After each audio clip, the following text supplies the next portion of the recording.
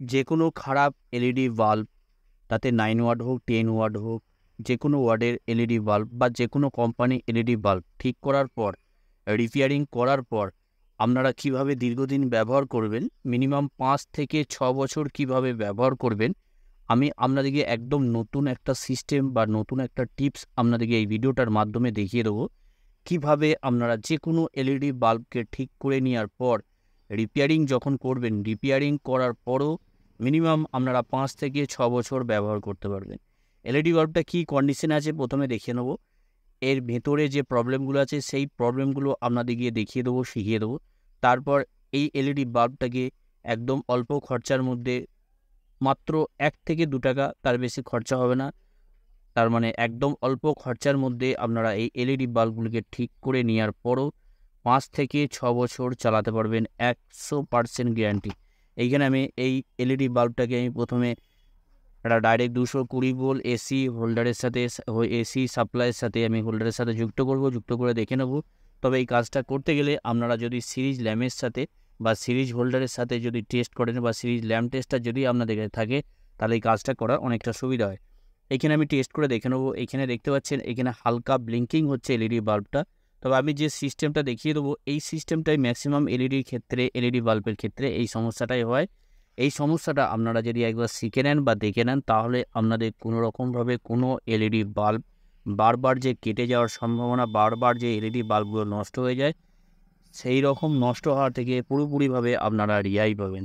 এইখানে প্রথমে LED বাল্বটাকে repairing করার জন্য প্রথম যে স্টেপ আছে, এইখানে উপরে যে ডিফিউজারটা আছে বা যে কভারটা আছে, এই কভারটাকে খুলতে হবে। এই কভারটা খোলার জন্য এইখানে হালকা টেনসার দিয়ে আমি চাপ দেবো। প্রত্যেকবারই আমি বলে দিই, এইভাবে টেনসার দিয়ে যখনই চাপ দেবেন, হালকা হালকা করে চাপ দেবেন, খুলে যাবে। এইখানে আমি আউটপুট ভোল্টেজটা দেখে নেবো। ভিতরে যে ডাইভার সার্কিটটা আছে, ওই ডাইভার সার্কিটটা ঠিক আছে নাকি আমি আপনাদেরকে দেখিয়ে দেবো প্রথমে।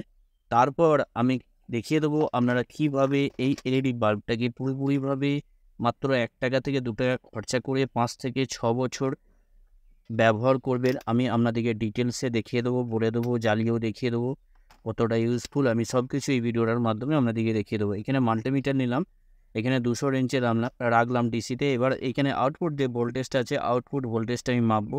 এখানে দেখে নেবো কতটা ভোল্টেজ আছে, ভিতরে ড্রাইভার সার্কিটটা ঠিক আছে নাকি দেখার জন্য আমি ভোল্টেজটা মাপছি। এখানে দেখতে পাচ্ছেন 90, 94, 95, 96, তার মানে 80 থেকে 100 ভোল্টেজ যদি থাকে, পুরোপুরিভাবে বুঝে নিতে হবে ভিতরে ড্রাইভার সার্কিটটা পুরোপুরিভাবে ওকে আছে। তাহলে উপরে যে এমসিবিসিবি প্লেটটা আছে, ওই এমসিবিসিবি প্লেটটা দেখে নেবো কী প্রবলেম আছে। প্রবলেমটা আমি আপনাদেরকে প্রথমেই বলেছি, প্রবলেম কী আছে ওটা আপনাদেরকে দেখিয়ে দেওয়ার পর এই ধরনের একটা তার নেবেন। এই ধরনের তার ওপরে যে ওপরে যে এসএমডি যে এলইডিগুলো আছে, ওই এলইডিগুলো চেক করার জন্য এই ধরনের একটা ছোটো এক টুকরো তার নিয়ে নেবেন। এই তারটা দিয়ে আমি প্রত্যেকটা এসএমডি এলইডিগুলোকে চেক করে দেখিয়ে দেবো। আপনাদেরকে প্রথমেই বলেছি, বেশিরভাগ এলইডি বাল্ব রিপেয়ারিং করার ক্ষেত্রে আমি যে আপনাদেরকে সিস্টেমটা দেখিয়ে দেবো, বেশিরভাগ ক্ষেত্রেই এরকম ধরনের প্রবলেম হয়। তারটা আমি এখানে টাচ করছি, আমি যেভাবে টাচ করছি এইভাবেই টাচ করে করে প্রত্যেকটা এসএমডি এলইডিকে আমি দেখে নেবো জ্বলছে কি জ্বলছে না। এখানে এসএমডি এলইডি একটাই আমি টাচ করে দেখলাম জ্বলছে না। এখানে প্রত্যেকটা এসএমডি এলইডিগুলোকে আমি টাচ করে দেখে নেবো জ্বলছে কি জ্বলছে না। কেন উপরে এমসিবিসিবি প্যানেলটাই খারাপ আছে। কেন অনেক সময় অনেক রকমভাবেই রিপেয়ারিং করা যায়। আমি একদম সহজ সরল সিস্টেমে আপনাদেরকে দেখিয়ে দেবো। আবার আমি যে সিস্টেমটা দেখিয়ে দেবো, এই সিস্টেমে যদি আপনারা রিপেয়ারিং করেন, মিনিমাম আপনারা 5 থেকে 6 বছর জ্বালাতে পারবেন। এইখানে দেখতে পাচ্ছেন এলইডি বাল্বটা পুরোপুরিভাবে জ্বলছে, তার মানে সঙ্গে সঙ্গে আমি মার্ক করে নেবো। কেন এই কাজটা করতে গেলে এইভাবে মার্ক না করলে অনেক রকম সমস্যার সম্মুখীন হতে হয়। এরকম মার্কার দিয়ে এই জায়গাটা সুন্দরভাবে মার্ক করে নেবেন, তার মানে বোঝার সুবিধা হবে কোন এসএমডি এলইডিটা খারাপ আছে। এইখানে এই এসএমডি এলইডিটা খারাপ আছে, এই এসএমডি এলইডিটাকে আমি দেখে নেবো কী পজিশনে আছে, কীভাবে ঠিক করা যায়, সেটাও আপনাদেরকে আমি দেখিয়ে দেবো এই ভিডিওটার মাধ্যমে। আপনাদেরকে বলে দিই, ভেতরে যে ড্রাইভার সার্কিটটা, আমি এই ভেতরের ড্রাইভার সার্কিটটা ঠিক আছে নাকি এটা দেখার জন্য আমি মাল্টিমিটার দিয়ে চেক করে দেখালাম আপনাদেরকে। আপনাদের কাছে হয়তো মাল্টিমিটার নাও থাকতে পারে, সেই ক্ষেত্রে আপনারা কী করবেন, এইখানে আমি একবার ডাইরেক্ট 220 বলে এসি সাপ্লাইয়ের সাথে সংযুক্ত করলাম হোল্ডারের সাথে সংযুক্ত করার পর এই তারটাকে নিয়ে এখানে যে প্লাস মাইনাস যে দুটো তার আছে, এই দুটো তারকে আমি একসাথে এইভাবে টাচ করে নেবো। এইখানে একটা ডিসচার্জ হবে, দেখতে পাবেন এখানে ডিসচার্জ হলো। এই ডিসচার্জ হওয়া মানেই এখানে জেনে নিতে হবে ভেতরে ড্রাইভার সার্কিটটা পুরোপুরিভাবে ওকে আছে। এবার এখানে যে এসএমডি এলইডিটা এখানে আমি মার্ক করে নিয়েছি, দেখতে পাচ্ছেন এইখানে যে মার্ক করে নিয়েছি এইখানে এসএমডি এলইডিটাকে তুলে নেবো। আপনাদেরকে প্রথমেই বলেছি একদম নতুন পদ্ধতি আপনাদেরকে দেখাবো এই এলইডি বাল্বটা রিপেয়ারিং করার সিস্টেমটা। আমি অনেক রকম সিস্টেম আছে প্রথমেই বলেছি, এবার আমি যে সিস্টেমটা দেখাবো এই সিস্টেমটা একদম নতুন সিস্টেম। এই সিস্টেমে যদি আপনারা রিপেয়ারিং করেন যে কোনো এলইডি বাল্ব, তাতে 9 ওয়াট হোক, 10 ওয়াট হোক, 20 ওয়াট হোক, 25 ওয়াট হোক, যে কোনো ওয়াটের এলইডি বাল্বকে আপনারা সহজেই ঠিক করে নিতে পারবেন, বা কোনো জায়গায় ঠিক করার জন্য কোনো জায়গায় যাওয়ার দরকার পড়বে না, নিজেরা নিজেদের বাসা বাড়িতেই ঠিক করতে পারবেন। এখানে আমি এই জায়গাটা ভালো করে পরিষ্কার করে নেবো। পরিষ্কার কেননা এখানে একটু পেস্ট দিয়ে নিলাম, পেস্ট দিয়ে নিয়ে আমি ভালো করে পরিষ্কার করে তারপর আপনাদেরকে দেখিয়ে দিচ্ছি। এলইডি বাল্বটাকে জ্বালিয়ে দেখাবো, যতটা লাইট থাকে নতুন অবস্থায় ততটাই লাইট থাকবে, হয়তো একটু এদিক ওদিক হতে পারে কিন্তু খুব একটা কম বেশি হবে না। লাইট যেমন লাইট ছিল সেরকমই লাইট থাকবে, কোনো রকম লাইটের পরিবর্তন হবে না। এখানে আমি সুন্দরভাবে এই জায়গাটা ভালো করে পরিষ্কার করে নেবো। পরিষ্কার করে নিয়ে আপনাদেরকে দেখিয়ে দিচ্ছি কীভাবে আপনারা এই কাজটা করবেন। তবে এই কাজটা করার জন্য কোনো জায়গায় নিয়ে যাওয়ার দরকার পড়বে না, আপনারা নিজেরাই করতে পারবেন। তো সিস্টেমটা আমি আপনাদেরকে দেখিয়ে দিচ্ছি, একটু ভালো করে দেখে নেবেন। এইখানে এই জায়গাটাকে আমি ভালো করে সুন্দরভাবে, তবে এই জায়গাটা যখন পরিষ্কার করবেন তখন সুন্দরভাবে পেস্ট দিয়ে নেবেন, তাহলে কী হবে পরিষ্কার করার আপনাদের অনেকটা সুবিধা হবে। এখানে সুন্দরভাবে আমি এই জায়গাটা এখানে, তবে বেশি নাড়াচাড়া করবেন না কারণ পাশের এসএমডি এলইডি তার একটু আমি রাং নেবো। রাংটা নিয়ে এই জায়গায় আমি সুন্দর করে লাগিয়ে নেবো, তাহলে কী হবে এক চান্সে পরিষ্কার হয়ে, এখানে দেখতে পেলেন এক চান্সে পরিষ্কার হয়ে গেল। কেননা পাশের যে এসএমডি এলইডিগুলো আছে সেই এলইডিগুলো নষ্ট হয়ে যাবে, ওই জন্য বেশি তাড়াহুড়ো না করে পরিষ্কারভাবে সুন্দরভাবে এই কাজটা করবেন।